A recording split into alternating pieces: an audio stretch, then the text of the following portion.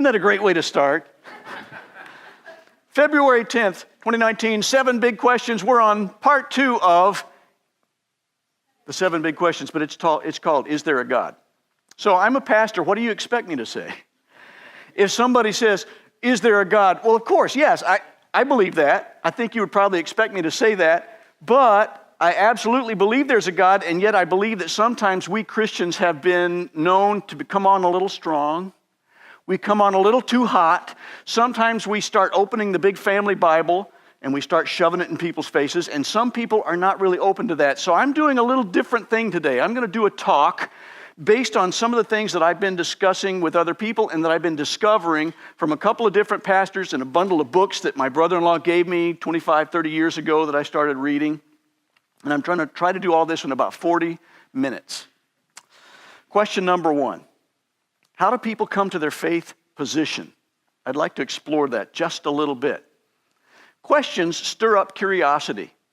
And I'm a curious person. I think a lot of intelligent people are curious. I've just said that I'm intelligent, didn't I? Some people who are intelligent are very curious. My wife would probably say that I'm fairly intelligent, but I'd have to get her to confirm that for you because you don't know me that well. I'm curious. I have an inquiring mind, and inquiring minds want to know. We have questions that we want to see answered. We want to dive in.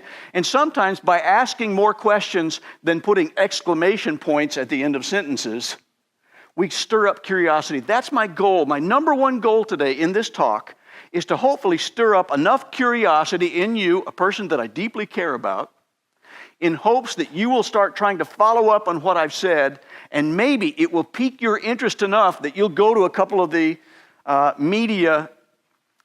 pieces of media that I'm going to mention toward the end of my talk and look them up, and maybe you'll look at some of those things, because I think that there's some wonderful things in there, but I want to make you curious. Are you curious yet at all? I hope so. Oh, good, we have one yes. Yay, we're on the right track.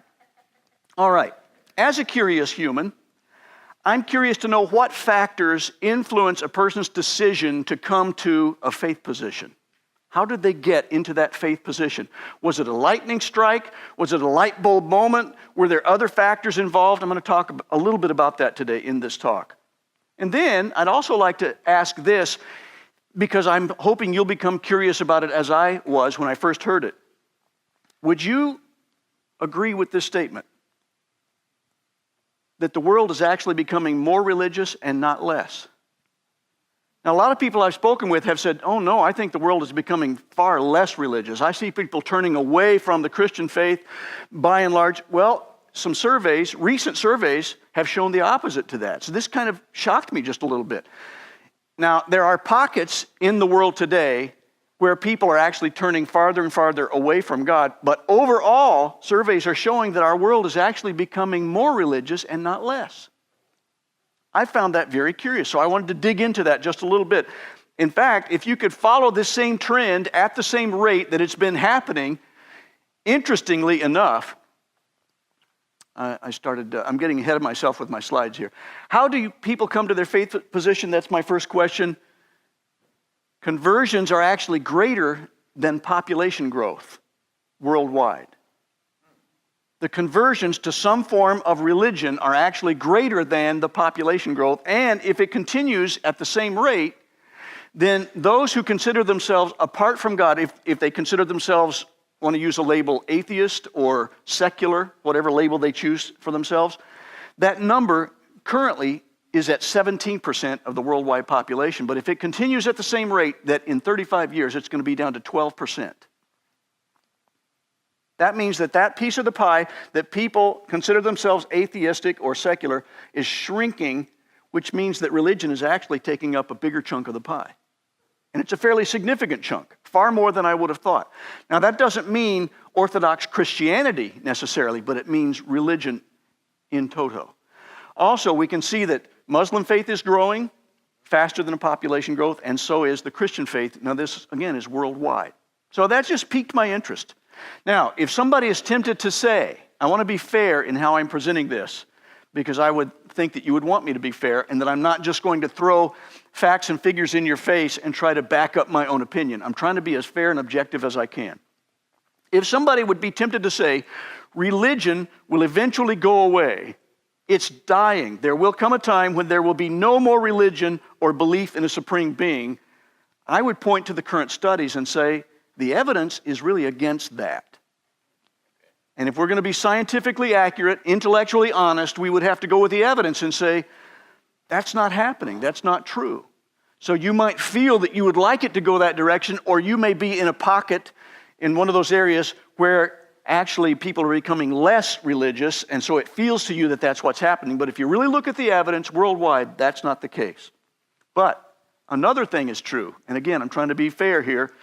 It would be wrong to say religion or belief in God will triumph over the next 35 years, and eventually there will be no atheism because everybody's going to believe. That's also not true. If anything, what I see is a polarization happening, and people are becoming more vocal and more resistant to the other sides if there are debates about these issues that I'm talking about today. So my hope is that I can sit across from a table and drink coffee with somebody that we have very different ideas, and that's okay because we're having a deeply intellectual, stimulating conversation based on curiosity from two people who care about each other and care about the things that we're talking about. That's my approach. Because both these trends are true, as a curious person, I'm intrigued to know how somebody arrives at their position of faith. What causes them to shift in their position like that? I think that even though I've heard some testimonies that people said, oh, it just came to me. And I know a former roommate in college who said that, and what he meant by that was, I had a road to Damascus experience. He's referring to a Bible experience where the scales fell from his eyes, he saw the truth, it became clear, it was an epiphany, but there were a lot of steps leading up to that time. So it's a little simplistic for anybody to say, well, I just saw it, it's self-evident, it came to me in a moment. Most people are moved slightly and little bits at a time from one position to another. That's typically how conversion happens, regardless of which side you're converting to in this kind of debate. So neither of those two explanations is really comprehensive. As a curious human, I want to know, well, what are the factors? It's more accurate to realize that both movements, either from secularism to a belief in God or the other way around, involves both faith and reason. Different faith communities have different lines of orthodoxy and heresy. I got this notion from a guy whose books I'm going to show you, and I think if you have one of the fill-in-the-blank sheets, if you're listening to a podcast, don't have that sheet in front of you, so I'll describe it. There's going to be a sheet that some people are using to fill in blanks from my talk today, but at the bottom of that, there are some resources, and I'll actually give those resources to you as we go through this talk so that you'll be able to look them up too if you're interested in them. Tim Keller, a deeply thinking, philosophic, theologic guy out in New York City, did what some people thought was the impossible because he went into this bastion of secularism and started a new church several years ago, quite a few years ago, and it's now a strong, thriving church. And they're Bible-believing people, and people thought, how is this happening? I think part of why it's happening is that Tim recognized that people use more than just, hey, I'm going to throw a couple of scripture verses at you, and you're going to start believing that. He recognized that we need to have deep conversations about intellectual subjects, and that people can get moved step by step toward a particular line. And if they see that what they're actually studying makes sense to them, then they can embrace it. And so they're using reason as well as faith. And so Tim is doing that. He's doing a great job. And he's the one who came up with this concept that different faith communities have different lines of orthodoxy. Let me explain what I mean. For a Christian, my line of orthodoxy has to do with what I believe about the sources of our faith. And one of the big sources of our faith is what we would call the Bible, this inspired word. We think it's inspired by God, written down by a bunch of human beings, but rather than being a collection of essays by people and it's disjunct and has no relationship to one another, we actually see themes that go all through the Bible that show what God's redemption looks like. I've done a series on that. In fact, if you want to look up that podcast on Matthew's Gospel, there's only 90 episodes, and you can get through the entire book of Matthew that looks at the life and times of Jesus Christ and what he means to people. It's on our website, lw-cc.org. Also, Tim Keller is saying, but the opposite is true. If you're a part of a faith community that is an atheistic community, then all of a sudden, if you start to have doubts about atheism, And if all of a sudden you come and show up and start talking to some of your friends and colleagues and you say, I'm starting to see some evidence that shows me that I think there's some intelligent design going on in the universe today, and I believe that maybe there just might be this supreme being who is a part of making all this happen because it's too complex for me to be able to buy into the evolutionary theory. You know what's probably going to happen? That person may be ostracized by people within his community, his or her community. They may actually be kicked out of certain things. It could become career suicide for some because the faith orthodoxy and heresy line has been drawn, but it's in the opposite direction for what Christianity is. Do you see what Tim is saying there with that? In other words, for me to be over here in the atheism camp and to start thinking, oh, maybe there's a supreme being, some of these people aren't going to like that, and they're going to push me out. So where am I going to come?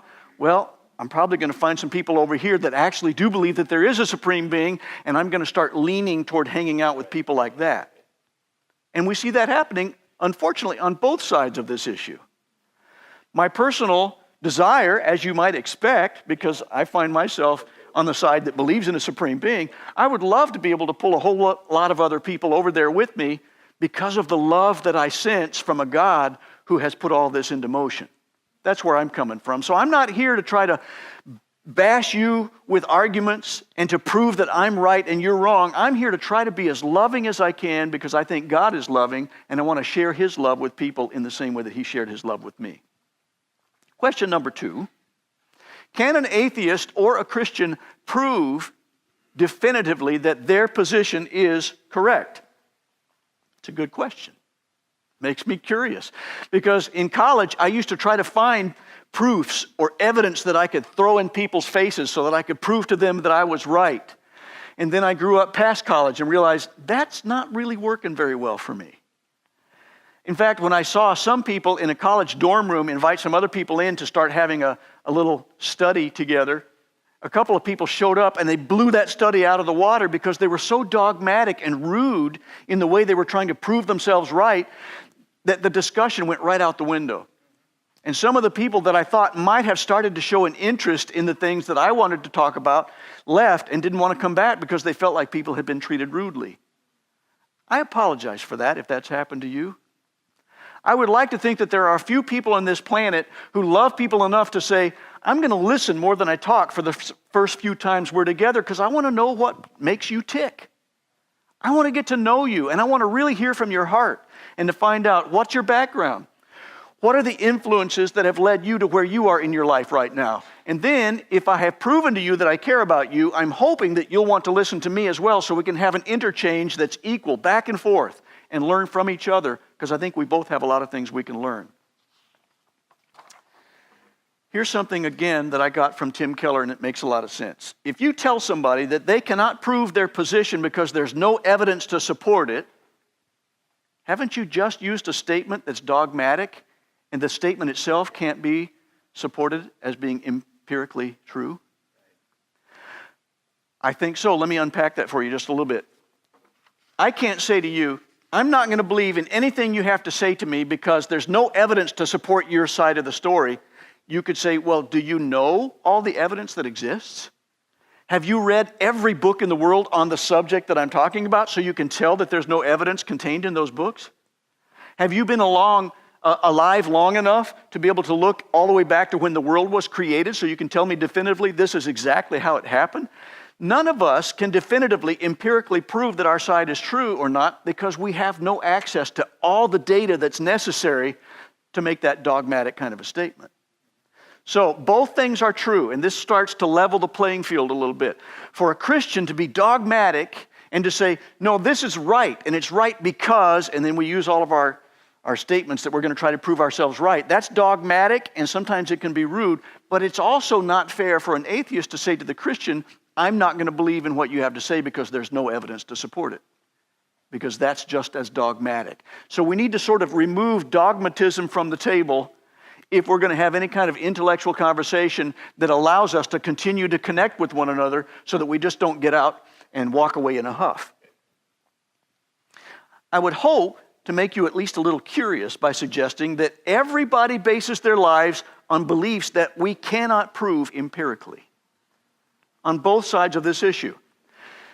Everybody bases their belief system on things that we cannot necessarily empirically prove, and that's on both the atheist side and the Christian believer's side. Now, let me dive into one particular illustration which I think starts to bring this to bear. When I say belief system, everybody has a belief. Atheists have a belief system. A former classmate of my eldest daughter is an evangelical atheist. He is trying to convince people that his way is right, and he's trying to convert people from a belief in God to life without God. He is actively engaged in that. And so I would find that if I could sit down with him, his name is Noah, by the way. I like Noah. He's a great kid. I had some interactions with him when he was in high school and singing in a choir that my daughter sang in. And I would love to be able to sit down with Noah and have this kind of conversation with him because he's an intellectual guy. He's willing to investigate. And I would hope that a guy like Noah would actually even be open to my suggestion that we all have belief systems, and he has a belief system too. He might not use the same terms to describe that, but he has dogma, he has beliefs, and he arrived at those beliefs somehow, and I'd be curious to know, how did you get to this particular belief system? For example, and here's the one that I think is very interesting. Where does a secular humanist assertion that we should all treat humans with dignity come from? Many of the people that I've spoken with who consider themselves secular humanists would say, we need to have social justice. That's a huge term these days.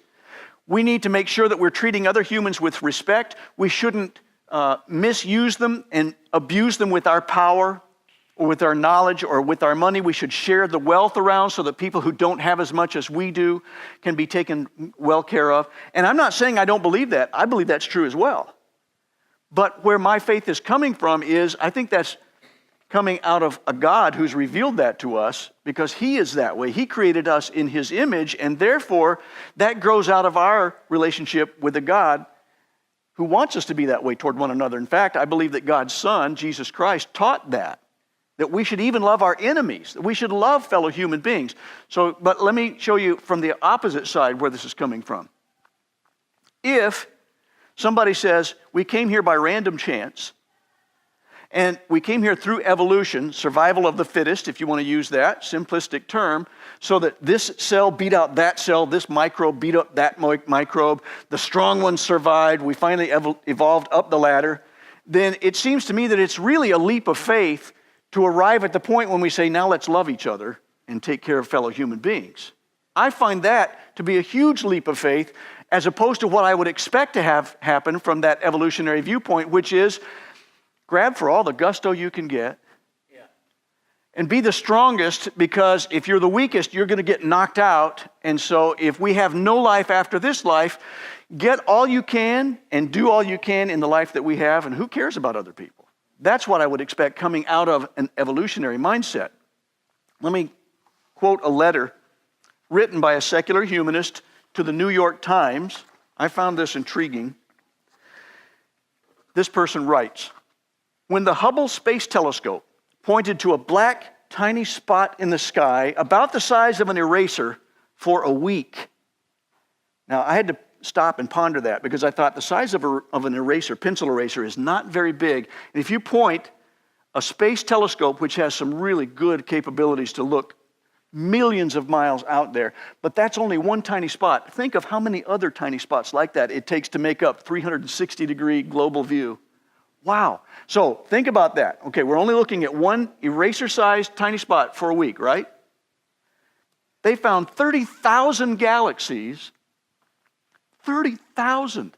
Multiply that by however much other room there is out there that we haven't looked at yet. 30,000 galaxies with many trillions of stars and many, many more inferred planets, which means that it stands to reason if there are that many stars, maybe there's some other planets out there as well.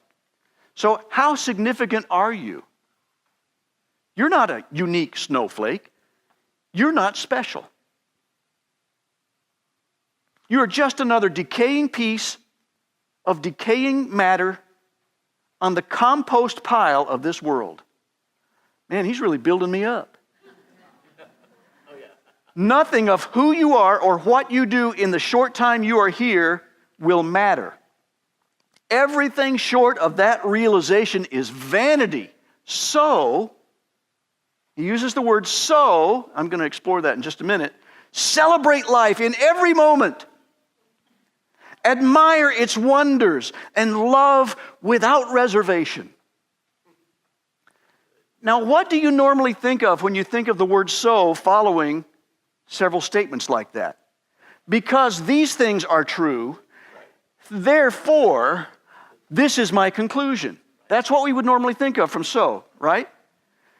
The Russian philosopher named Vladimir Solovyov got a little snarky. He got a little bit, I don't know the right word, snarky. When he was trying to show the absurdity of that kind of an argument, he said, man descended from apes, therefore love one another. It doesn't really make sense because that's a leap of faith to come from this worldview to this conclusion. I would actually hope to make you curious enough to say, is it just possible that there is a loving God who created all this for our pleasure, and therefore He's the one who has put within us a desire to care for other human beings? I would hope you could just kind of ponder that and think about that just a little bit. I'm not trying to be dogmatic about it. I'm just trying to point out logically, there's no logical way for me to see that you can move from all these things over here. You're decaying matter on the compost pile of earth.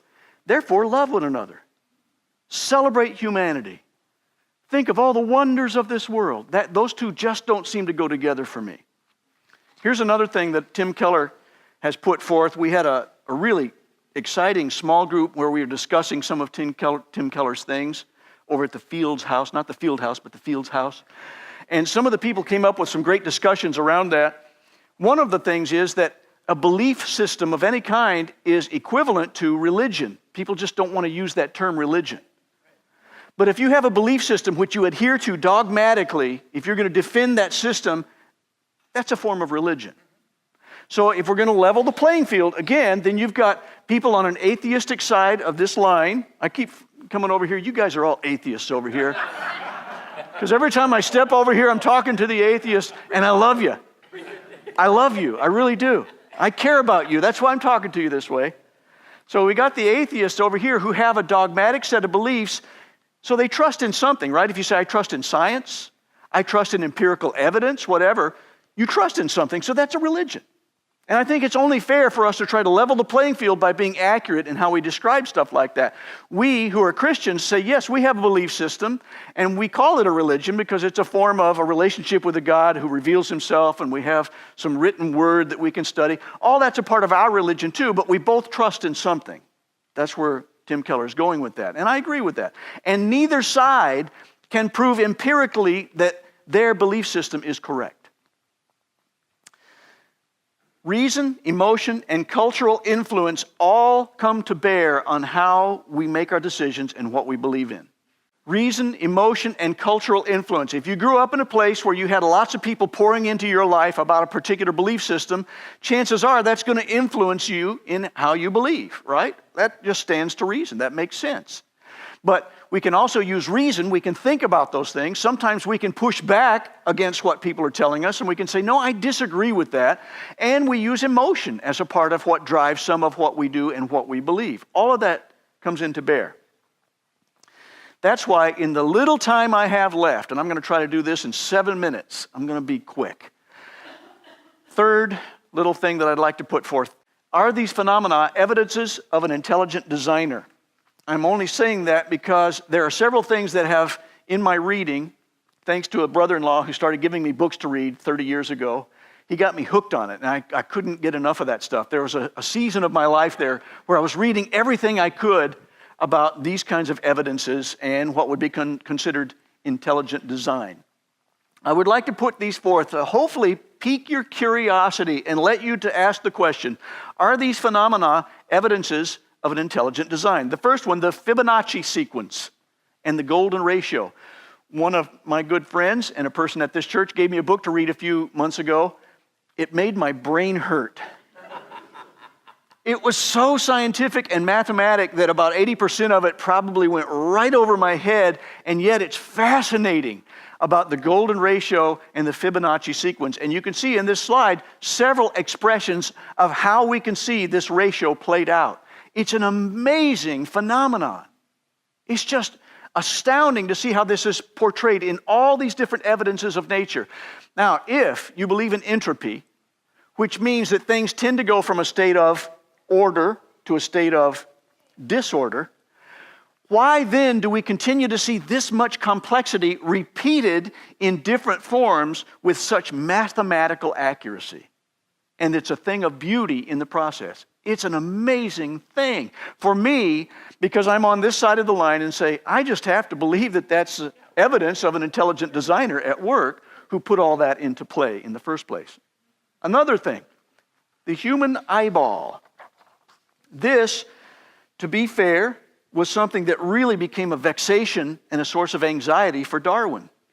He writes, to suppose that the eye, with all its inimitable contrivances for adjusting the focus to different distances, for admitting different amounts of light, and for the correction of spherical and chromatic aberration, could have been formed by natural selection seems, I freely confess, absurd in the highest degree. It was really troubling for Darwin, who was trying to make sense of what he thought was this theory of evolution.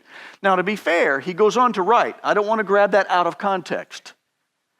He also had said, if I could find evidence of some lower form of eyeball and could see a progression, then maybe I could think that perhaps it was plausible, even though highly improbable.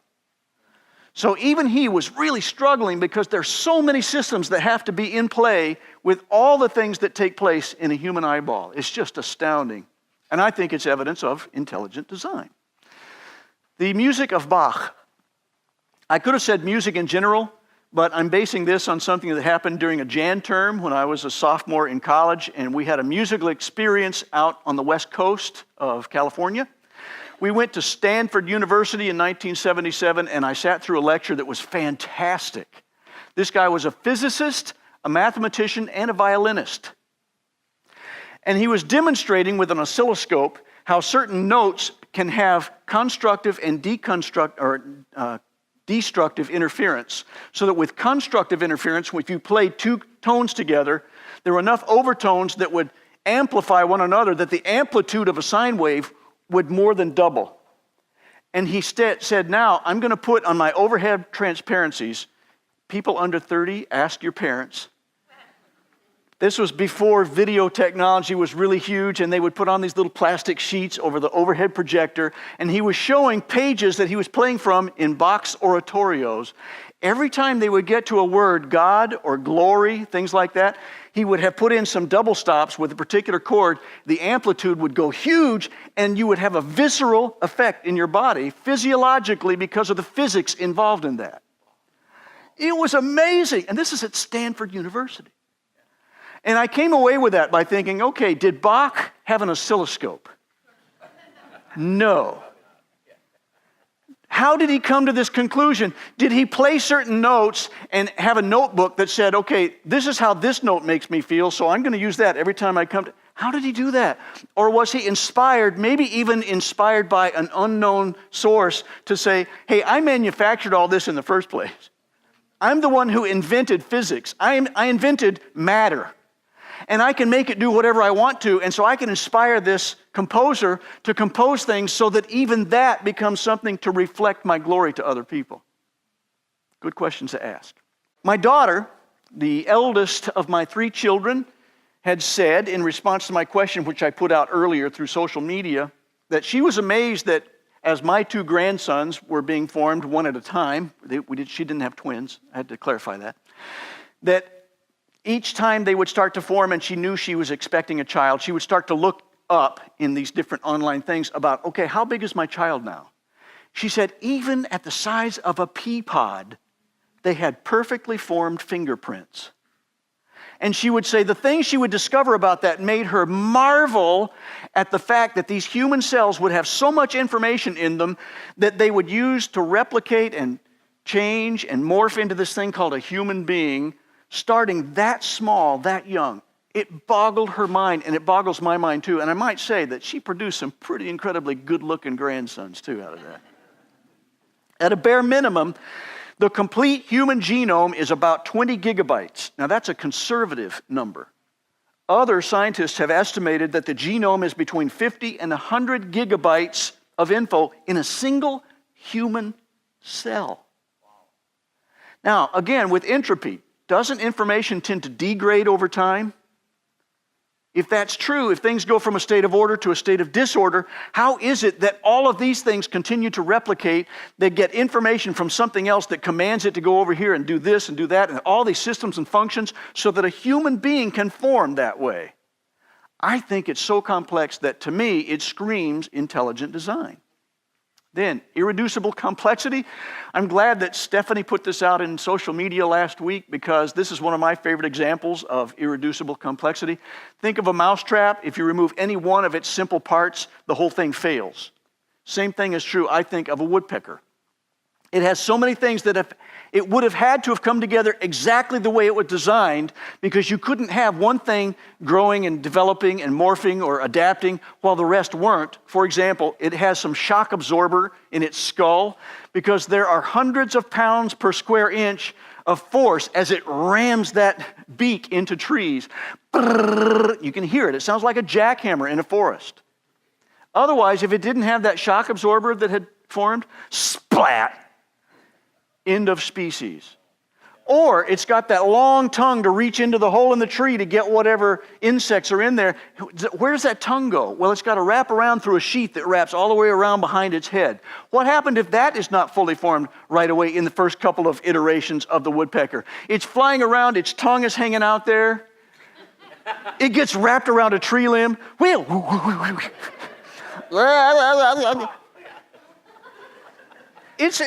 It's an intelligent design disaster if it wasn't made all at the same time. So I think irreducible complexity is another one of those factors that if you start looking into it, I get curious and I think, oh, what a great concept. So let me turn my attention in the final couple of minutes here. Let me turn my attention directly to a potential listener. Let's say that I'm sitting across from Noah, my friend, who has laughed with me and shared a cup of coffee, and he understands that I have his best interests at heart. And he could say, you know, let's have coffee again because you're a lot of fun to hang around with, and I can tell you really do care about me. So let's say that I'm talking to Noah right now. I would say, I hope you can tell that I really do care about you. And that I'm not here to make my case so that I can feel more powerful or more right than anybody else. I'm sharing with you something that's meaningful to me because of what I believe in. It's my belief system. And my belief system comes from a God who revealed himself to me and wants me to share his kind of love and grace with other people so that as many of us as possible can be with him one day for eternity. Because the kind of God that forms my belief system is a God who wants to give us that which will give us the greatest satisfaction for the longest possible period of time. And that means that if somebody believes that evolution got us where we are and there's nothing that happens after this life is all we have, I would say, oh, I think there's so much more. And I want you to come with me. I want you to be with me in that eternity that God has in store for everybody who believes. Let me end with a couple of quotes. Sir Isaac Newton wrote this.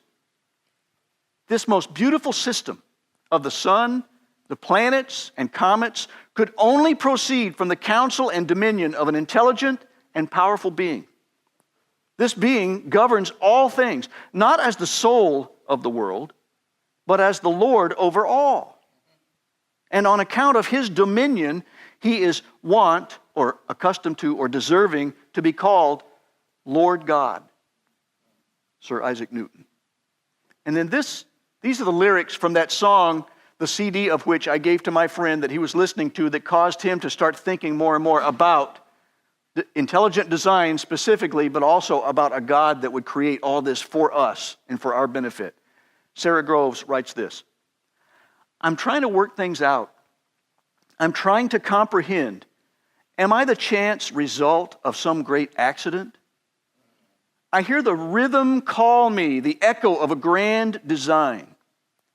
I spend each night in the backyard staring up I've lost my place. The echo of a grand design. I spend each night in the backyard staring up at the stars in the sky. Maybe this was made for me, for lying on my back in the middle of a field. Maybe that's a selfish thought. Or maybe there's a loving God. Maybe I was made this way, to think and to reason and to question and to pray.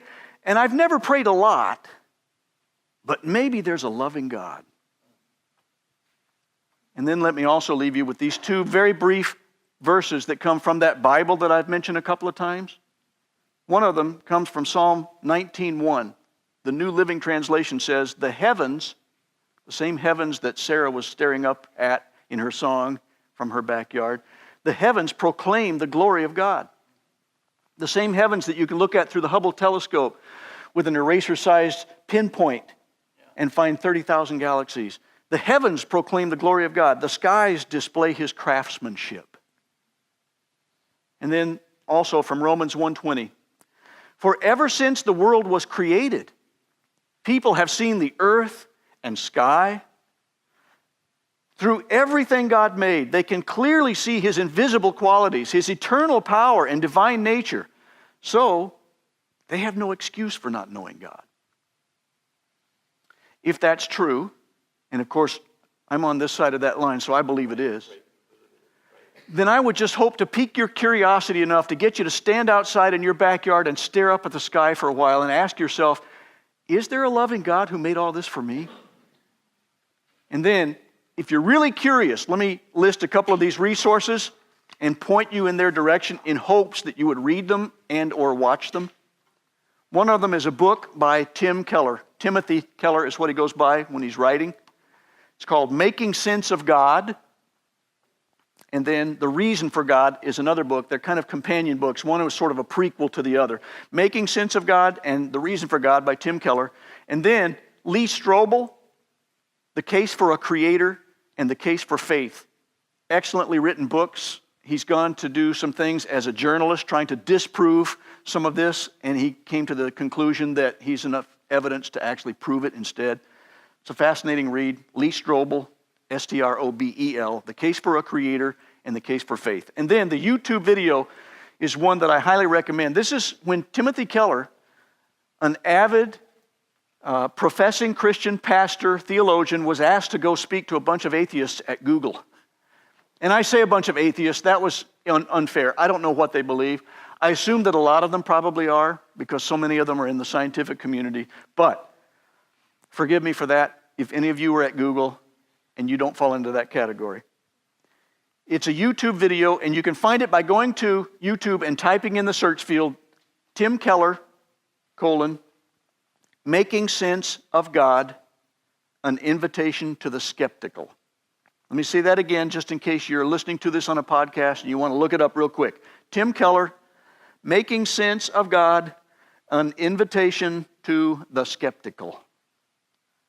Fascinating. It's just less than an hour, well worth your look-see, and he lays out some of these things. You'll hear probably in the first 10 minutes things that I've used as a part of this talk, but he goes into more detail, especially toward the end. And now, if you would not mind me praying, and if you do mind, shut off the podcast now, because I don't want to throw this in your face, but I would like to pray if you would allow me to do so. And the rest of you who are looking at this live, if you would bow your heads and allow me to pray as we close. God, thank you for making us curious. I pray that some may be listening to this just now, and they are curious enough to explore some of the concepts that I have laid out. I pray that you will guide them in their exploration, even if they don't necessarily recognize at first that you are the one guiding the process. I pray this in the name of Jesus Christ, who makes it possible for us to be reconciled with God. Amen.